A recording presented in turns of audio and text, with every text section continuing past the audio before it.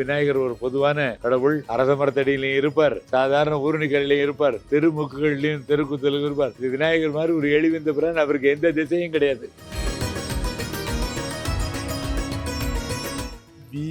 நாயகன் என்ற சொல்லுக்கு தனக்கு ஊமை இல்லாதவன் என்று பொருள். தனக்கு ஊமை இல்லாதான் தாழ் சேர்ந்தார்க்கு அல்லால் மனக்கவலை மாற்றல் அரிது. தனக்கு ஊமை இல்லாத ஒரு பெரிய பரம்பொருள் அவனுடைய திருவடி தாமரையை சார்ந்து இந்த உயிர்கள் வணங்கி மகிழ்ந்தால் தன்னுடைய பிரச்சனைகளுக்கெல்லாம் தீர்வு வரும். வேண்டுதல் வேண்டாமை இலானடி சார்ந்தார்க்கு யாண்டும் இடும்பையில எந்த காலத்தையும் துன்பம் இல்லை அப்படின்னா அவனுடைய திருவடி தாமரையை சென்று சார்ந்தால்தான் அது முடியும்.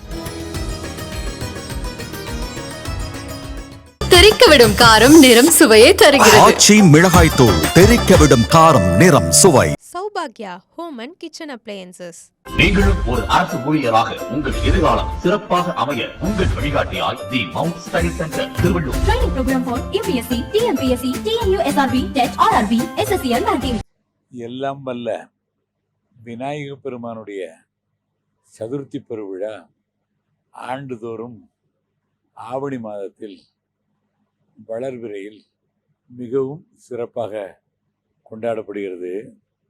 அகில இந்திய அளவில் பல்வேறு மாநிலங்களில் மற்றும் பல்வேறு தேசங்களிலும் இந்த விநாயகர் வழிபாடு சிறப்பாக பன்னெடுங்காலமாக காணப்படுகிறது.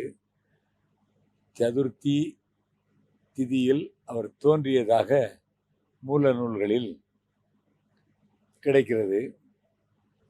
அதாவது இந்த விநாயகர் பல்வேறு வடிவங்களில் நமக்கு அருள் புரிகிறார். நாயகன் என்ற சொல்லுக்கு தனக்கு ஊமை இல்லாதவன் என்று பொருள். தனக்கு ஊமை இல்லாதான் தாழ் சேர்ந்தார்க்கு அல்லால் மனக்கவலை மாற்றல் அரிது என்பது திருவள்ளுவர். அதாவது தனக்கு ஊமை இல்லாத ஒரு பெரிய பரம்பொருள் அவனுடைய திருவடி தாமரையை சார்ந்து இந்த உயிர்கள் வணங்கி மகிழ்ந்தால் தன்னுடைய பிரச்சனைகளுக்கெல்லாம் தீர்வு வரும். மனக்கவலையை மாற்ற வேண்டும் என்றால் அவனுடைய திருவடி தாமரையை சென்று வணங்குதான் ரொம்ப சிறப்பு. அதில் தனக்குமே இல்லாத இந்த விநாயகப் பெருமான் அவர் வழிபாட்டு முறைகளில் பல்வேறு வடமொழி நூல்கள்லேயும் பல்வேறு தமிழ் நூல்கள்லேயும் சிறப்பாக புராணங்களிலும் மற்றும் வழிபாட்டு முறைகளுக்கான தொகுப்புகள்லையும் காணப்படுகிறது.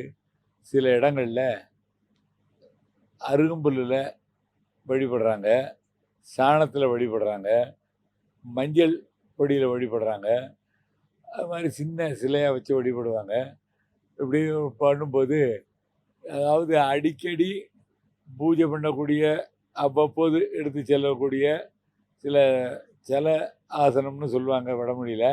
அந்த மாதிரி பூஜைகள் எல்லாம் விநாயகர் சதுர்த்தி விழாவுக்காக சிறிய விநாயகரை வீட்டில் எழுந்தருளை பண்ணி அவருக்கு மோதகம் மற்றும் அவருக்கு பிரித்த அப்பம் எள்ளுருண்டை இதெல்லாம் படைச்சி வழிபட்டு பின்னால் அவரை குளத்திலேயோ நீர்லேயோ சென்று அதில் சேர்க்கிற பழக்கம் பன்னெடுங்காலமாக தமிழ்நாட்டிலையும் இருக்குது, வடநாடுகள்லேயும் நிறையா இருக்குது.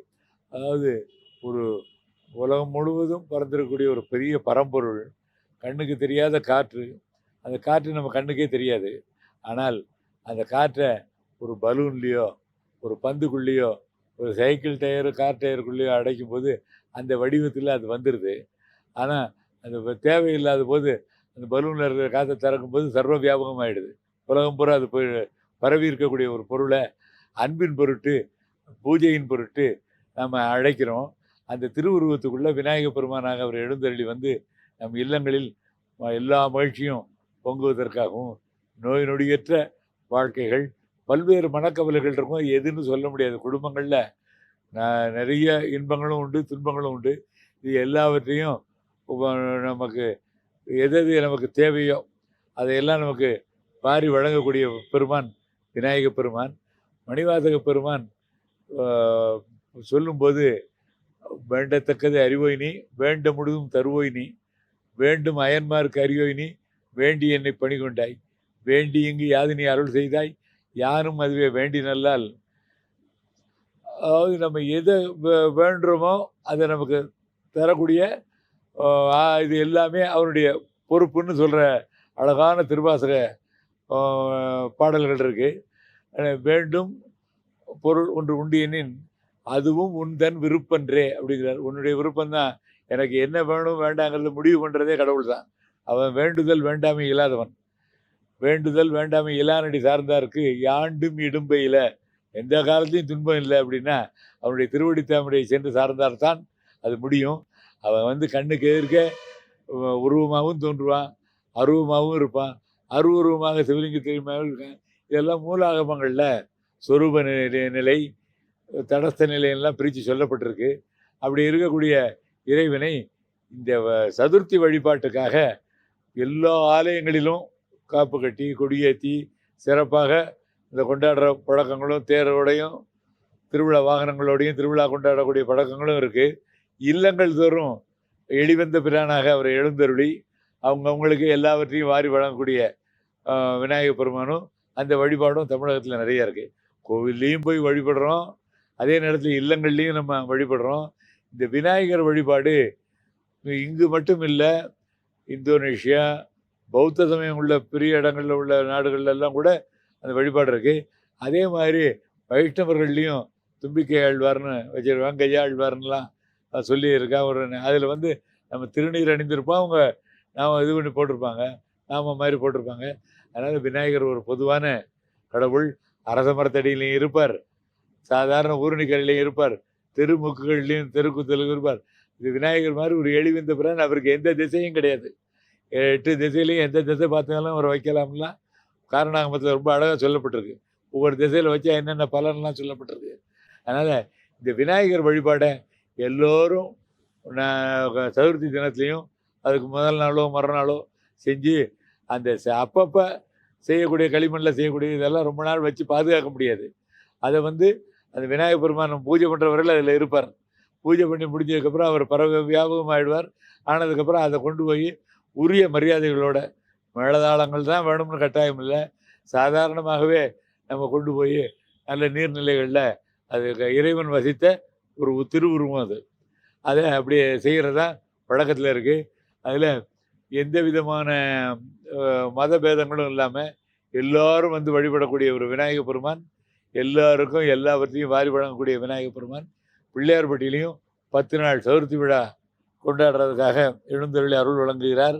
கொடியேற்றம், அதை தவிர ஒவ்வொரு நாளும் ஒவ்வொரு வாகனங்கள். காலையில் சிம்ம வாகனம், ஒரு நாள் ராத்திரி சிம்ம வாகனம் இருக்கும், 2ஆம் நாள் அடுத்து பூத வாகனம், அப்புறம் கமல வாகனம்னு தாமரைப்பூவில் வருவார். மயிலில் கூட வருவார். முருகப்பெருமான் தான் மயிலில் வரணுங்கிறதுல விநாயகரும் மயிலில் வருவார். 6ஆம் திருநாள் கஜமுகாசுர சம்ஹாரன்னு, கஜமுகாசுரன் ஒரு அசுரன் 3 உலகத்தையும் வாட்டி வதைக்கி கொண்டிருந்த போது எல்லாரும் விநாயகர் பெருமானை வழிபட்ட போது அவர் தன்னுடைய ஒரு தந்தத்தை ஒடித்து அவரை சம்ஹாரம் பண்ணி அவனை உடலை 2ஆக பிளந்து வச்சு ஒன்று மூஷிகமாகவும் இன்னொன்று கொடியாகவும் வச்சுக்கிறதாக பழக்கங்கள்லாம், யானையாகவும் இதுவாக பல்வேறு கதைகள் இருக்குது.